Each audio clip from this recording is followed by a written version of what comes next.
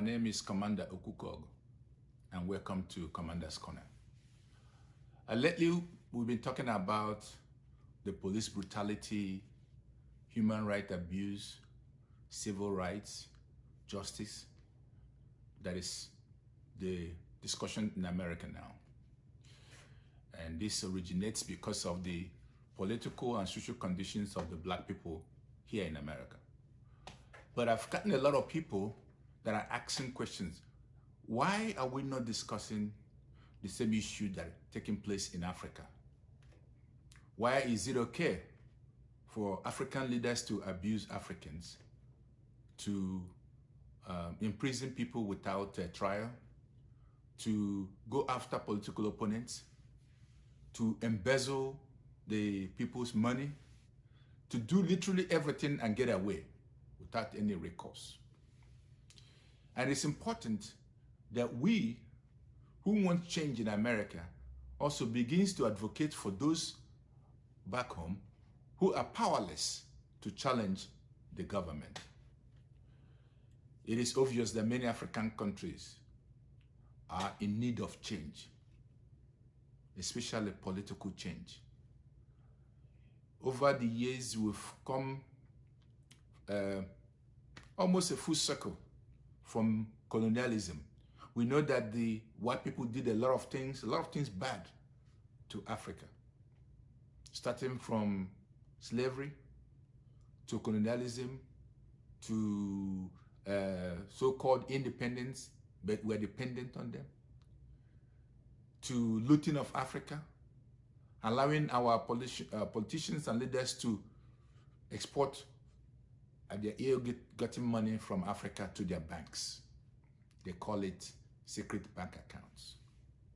Now, the fleecing of Africans continued because they are now turning around and giving us loans that we have to mortgage our life, our children's life for the next 10, 20, 40 years, 50 years with high interest rates. So the question really begs answer. Why are we excusing African leaders from blames of marginalizing or killing their people or destroying their land or not having the interest of their people at their heart? There is one reason, and I believe. The reason is that you have people who are still caught in the realms of either tribalism or illiteracy. It's okay when somebody embezzles as long as it's from your own tribe or your own place. You find nothing wrong in his behavior. You defend them because you claim it's their right. This is our time. We believe that the only way we can move forward is that somebody from your area becomes the president or the governor, even when he's not doing anything, just for the mere fact that he's from your place. So we condone bribery, corruption, just to please our ethnic interest. But you know, I believe, according to Martin Luther King Jr., that injustice anywhere is a threat to justice everywhere. Anything done wrong is wrong. Whether it's done by your brother, your sister, your tribal man, your ethnic guy, your friend, wrong is wrong. And it is time we begin to face the threat of injustice, the threat of injustice in Africa. People are doing a lot of things. Children are raped. Women are raped. People are kidnapped. People cannot sleep well at night. People cannot eat 3 square meals in a day. People are very hopeless. But yet, when you go to Abuja, like in Nigeria, you go to Lagos in Nigeria, you see all kinds of materialism. You see all kinds of waste by the government and the politicians. Why are people content sitting and waiting? When is enough enough? When can you say, man, whether you're from east, north, west, doesn't matter. This is our government. This is our natural resources. This is our financial resources. This is our heaven on earth. When are we going to hold the governors accountable? When are we going to block the streets and say, you cannot cross until you pave this road? When are we going to go to their neighborhoods and challenge them? When? What are the youth doing? Why are you risking your lives to cross the ocean to go to Europe? Why the cause of your problem is just a couple of miles away from your home? Why can't we organize? The youths of today, they're the inheritance of tomorrow.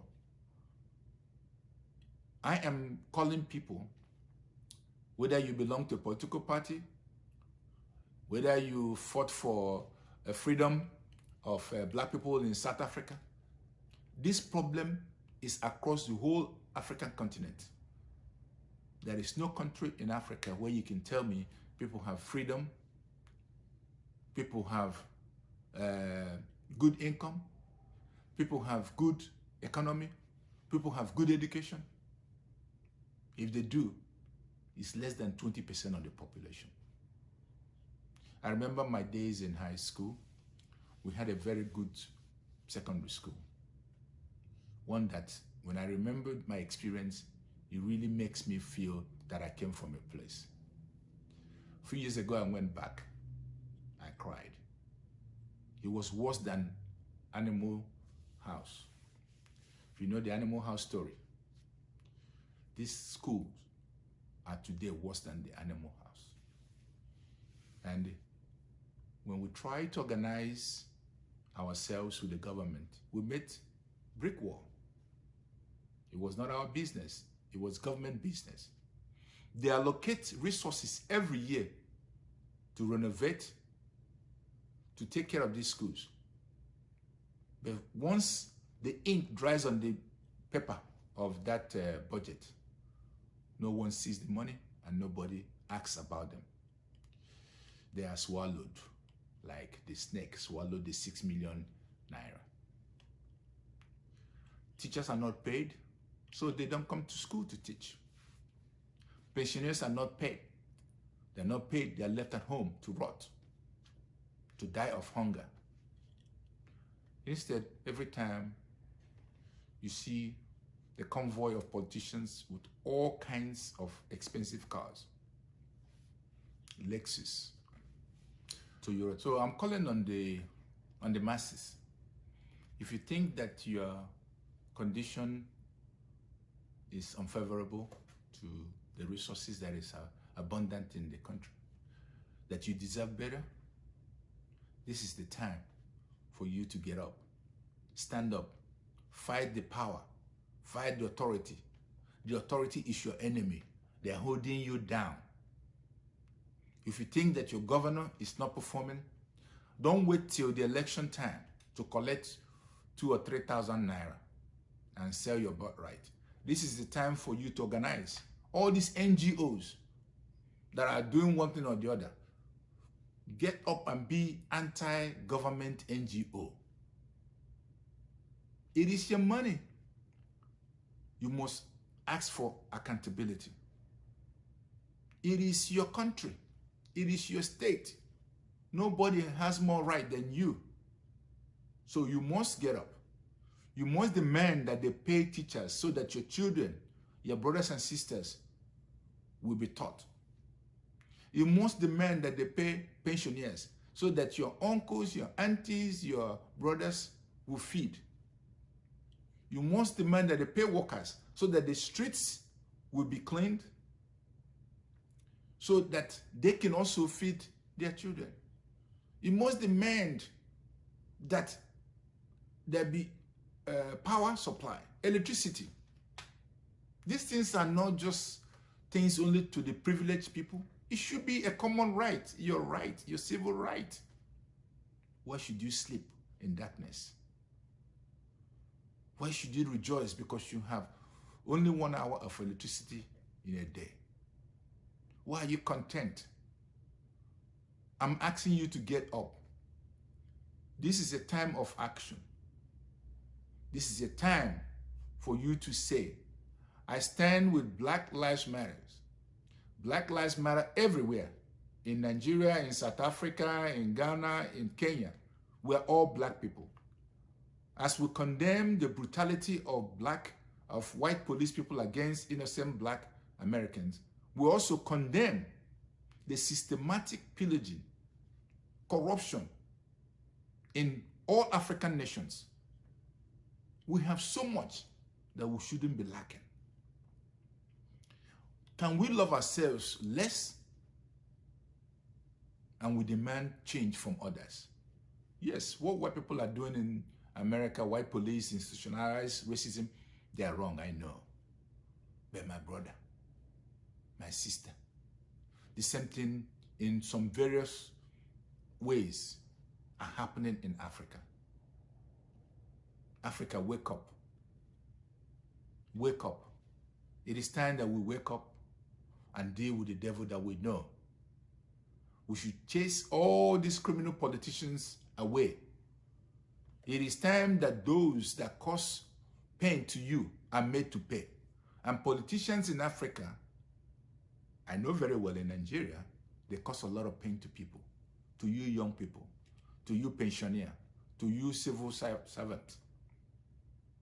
Don't wait to say my turn is coming, the turn of somebody from my town, my village, 2023 and all this nonsense. Now demands action. Do something. Say something. Let me know. Tell me how you feel. But this is how I feel. I feel that we need to get up. You know, as we are demanding for restructuring of Nigeria, let's start from our cities. Let's restructure the chairman of the local government. Let's restructure the governor. Why should we spend millions of dollars in celebrating independence where we're not independent? Celebrating inauguration. This is somebody in second time and you spend millions of naira to swear him in, where he hasn't performed in the first place. Why are we wasting so much money in buying armored cars for the governors? If they're doing their job, do you think you should be scared of the people? This is a serious discussion, my brothers and sisters. My people, Commander's Corner is your corner. Let's do it. Let's do it.